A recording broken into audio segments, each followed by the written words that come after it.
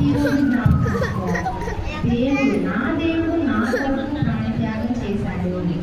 అట్టి కార్యాన్ని నేను ఎలా వర్తించాలి, ఆయన మాదిరిగా జీవించి నీ కొరకు సేవలో ప్రాణం పెట్టారు. అటువంటి ప్రాణం పెట్టిన ఆయన నీ కోసం ఎదురు చూస్తున్నాడు. నా బిడ్డ నా వల్లే జీవించాలి, ఈ లోకంలో అనేక మందికి మాదిరిగా ఉండాలి, అనేక మందికి ఆశీర్వాదకరంగా ఉండాలని ఆయన కోరుకుంటున్నాడు. వేరే వాళ్ళ చూసి మనం కంపేర్ చేసుకోకూడదు. ఇప్పుడు అనుకుంటే అది తప్పు. దేవుని బిడ్డలు ఎప్పుడు దండలిచ్చే బిడ్డగా ఉండాలి, అనేక మందికి ఆశీర్వాదకరంగా ఉండాలి. దేవాలను ఆశీర్వదించి కాదు, నన్ను అనేక మందికి ఆశీర్వాదకరంగా మార్చి ప్రభు అని ప్రార్థన చేయాలి మన ప్రతిరోజు ప్రార్థనలో కూడా. అయితే ఇక్కడ మనం దేవుడు తన కార్యాన్ని పూర్తి చేసినప్పుడు కూడా తన ఆత్మని అప్పగించుకుంటున్నాడు. అయితే ఇక్కడ చిన్న విషయాలు మత్తయి సువార్త 26:38 అయితే దేవుడు ప్రార్థన చేస్తున్నాడు తండ్రికి. ఏమని? 3 సార్లు ప్రార్థన చేస్తున్నాడు.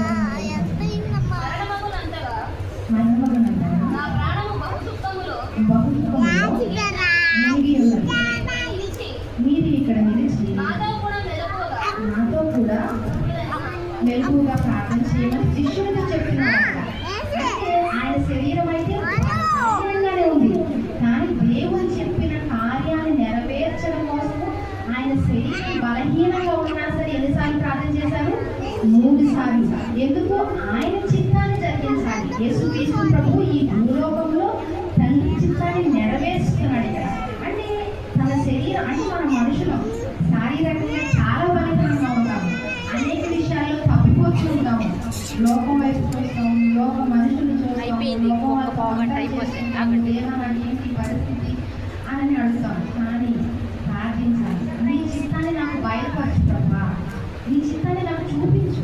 నువ్వు కార్యం చేశావు, నువ్వు మాదిరిగా చూపించావు, నా జీవితంలో నేనేం చేయాలి అది కూడా నాకు చూపించు. నీ చిత్తానుసారంగా జీవించే జీవితాన్ని మాత్రమే నాకు దయచేయి.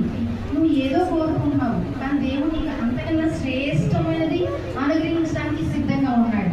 అటువంటి శ్రేష్టమైన వాటిని పొందుకోవాలంటే మనం ఏం చేయాలి? ఫస్ట్ ప్రార్థనా జీవితాన్ని కలిగి ఉండాలి, ఆత్మ సంబంధమై ఉండాలి, శరీర సంబంధం కాదు. ఇక్కడ యేసుక్రీస్తు ప్రభువు వారు కూడా అంటున్నాడు, నా శరీరము బలహీనంగా బహుదుఃఖ